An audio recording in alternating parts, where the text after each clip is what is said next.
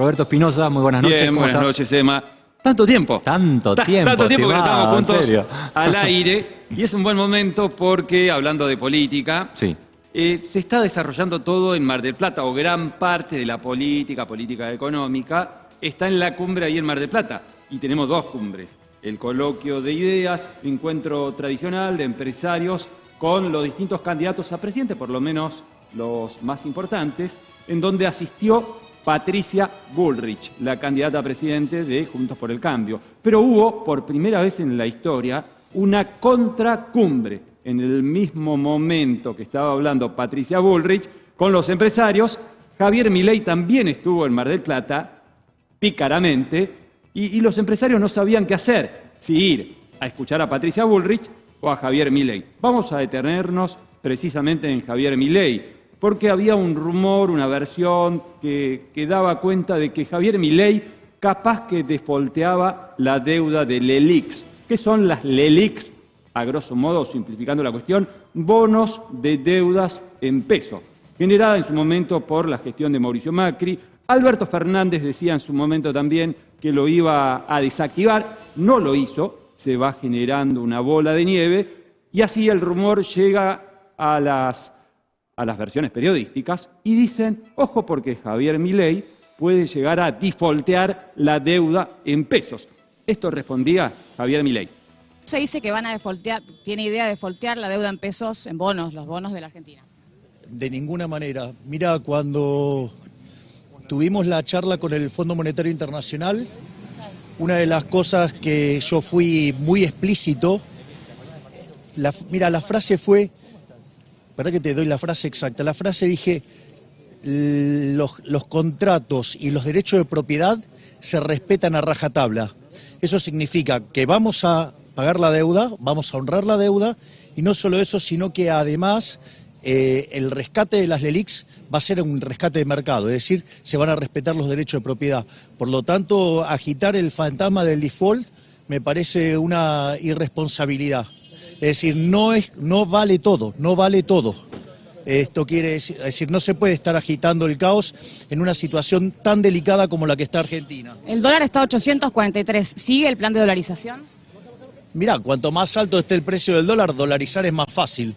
Así es que para nosotros esto es eliminar el Banco Central, te diría que es parte de nuestra, es una política inamovible.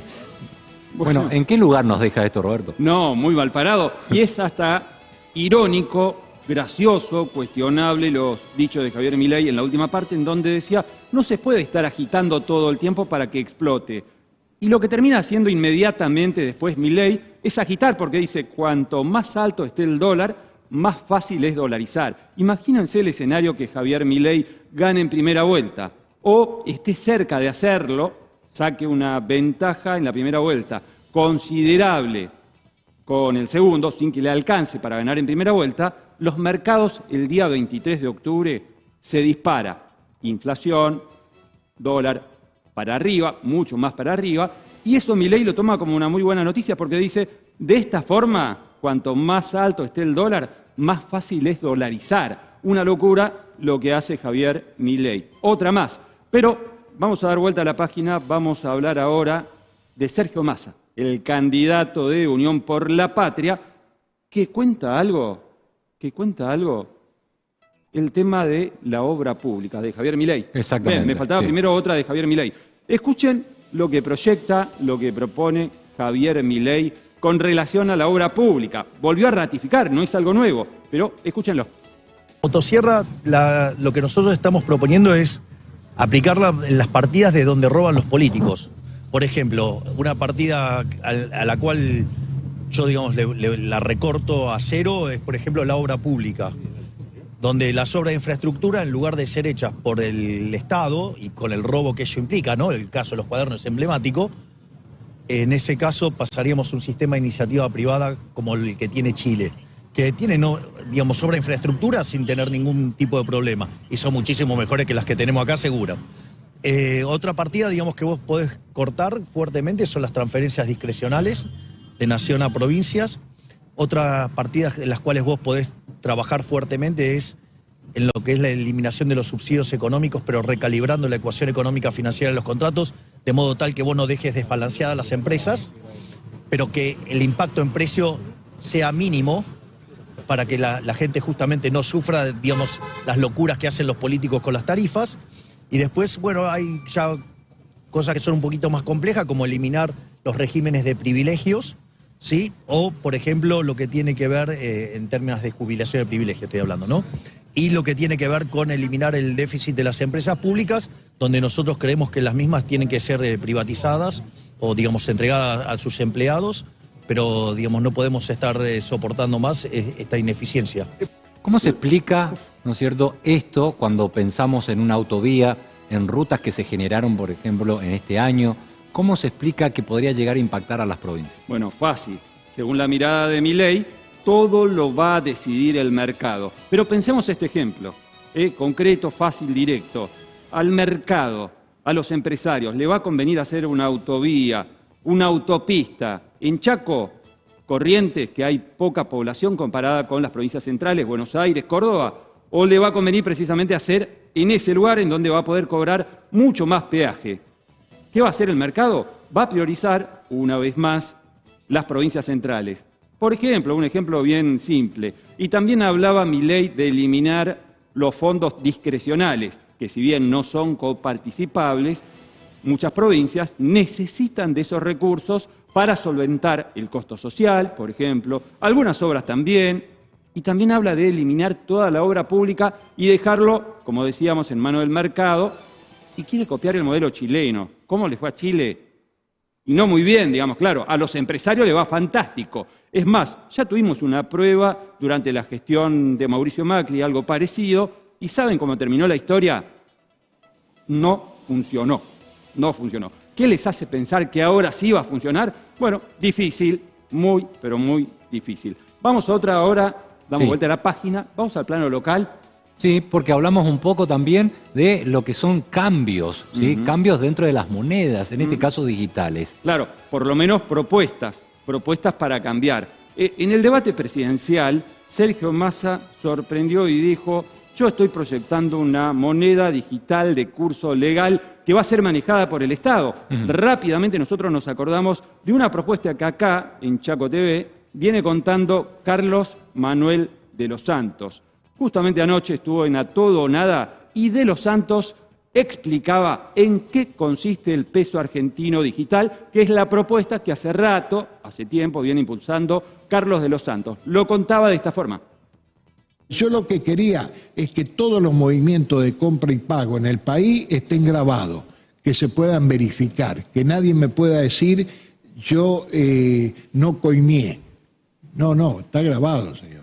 ¿Qué hizo usted? ¿Vendió? Por decirte un político, voy a una cosa grosera de alguna manera, que nadie pueda decir yo no es mi empleado, pero no, señor, usted le está pagando permanentemente a este empleado. Punto. ¿Qué tenemos que discutir? Págueme la ley laboral y después vaya a la justicia a discutir.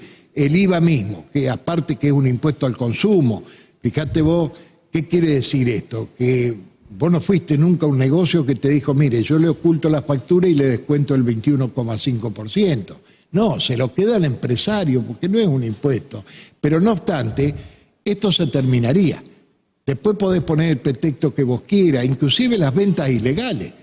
Podrán decir que vendieron café aspirina, eso a mí no me interesa, porque incluso estos 4 aspectos que yo te menciono ya están prohibidos por ley.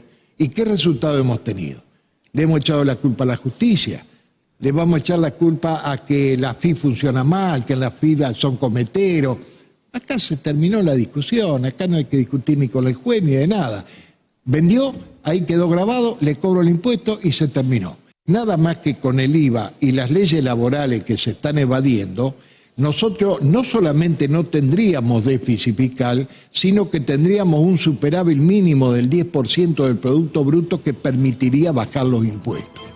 Bueno, interesante, ¿no? La propuesta de los Santos, porque dice en definitiva, se terminó la guita en negro. Por ejemplo, el médico que acá en Chaco te quiere cobrar el plus en negro, ya está, no lo va a poder hacer. El empleado que quiere, por ejemplo, hacerle juicio al empleador, que lo tiene en negro, tiene todas las de ganar, porque precisamente eso ya no se puede hacer, entre otras cosas para entender rápidamente y de forma simple lo que estaba sosteniendo Carlos Manuel de los Santos. Ahora sí, vamos con Sergio Massa, porque hablando de evasión y de estas situaciones que muchas veces el poder real, el poder económico, hace cualquier jugarreta para evadir, pero lo cuenta, escuchen de qué forma, Sergio Massa.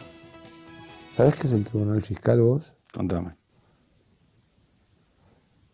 Muchas grandes empresas, ¿sabes lo que hacen? En lugar de pagarle a la AFIP, apelan lo que la AFIP determine y se van a una cosa que se llama Tribunal Fiscal, donde las deudas de las grandes empresas duermen años y años, y se van devaluando. Las patean. ¿Conoces a alguien del Tribunal Fiscal vos? No. Yo tampoco. Ni un nombre te puedo dar. Ahora, son señores que definen si el Estado recauda o no 5.000 millones de dólares que están durmiendo ahí. 5.000 millones de dólares. No de pesos. De dólares. Durmiendo ahí. ¿Y qué harías ahí? Bueno, yo creo que hay que cambiar la legislación y darle plazo. Y que además es, repitan solve, es primero pagá y después solve and repeat, no repitan solve. Primero pagá y después quejate. Eso de que usan mecanismos de elusión, grandes señores que después los escuchás hablar de la necesidad del equilibrio fiscal, sería bueno que algún día se muestre cómo esos señores licúan deuda con el Estado para no pagar impuestos. Es vergonzoso. Y después los ves en los foros, coloquios o encuentros hablando de la importancia del orden fiscal y decís, me pedís orden fiscal y haces todo para no pagar. Por eso en la Argentina tiene que haber presos por evadir impuestos, porque va a ser aleccionador eso. Eso va a ser aleccionador, 40% de la economía en negro y 5.000 palos verdes en el Tribunal Fiscal y se llenan la boca hablando de equilibrio. 5.000 millones de dólares. Se está perdiendo el Estado argentino de recaudar. ¿De parte de quién? De los sectores empresariales más poderosos. No pueden decir, no tenemos. Están pijoteando guita, chicos. Verdaderamente preocupante lo de los empresarios poderosos. Y por otro lado, cierro con esto, dice Sergio Massa. Tiene que haber un preso o tiene que haber presos detenidos por evasión fiscal. Doy solamente 2 ejemplos. Lionel Messi y Cristiano Ronaldo no fueron presos en España, pero fueron condenados por evasión fiscal en ese país. Bueno, si copiamos un poquito el ejemplo de España, que no le tembló el pulso en condenar a pagar una multa multimillonaria para el Estado, el fisco español, a un tal Lionel Messi y Cristiano Ronaldo. Bueno, me parece que vale la pena emular un poco lo que se hace bien. Buen fin de semana, Roberto. Por favor, Emma, será hasta lunes. Hasta el lunes.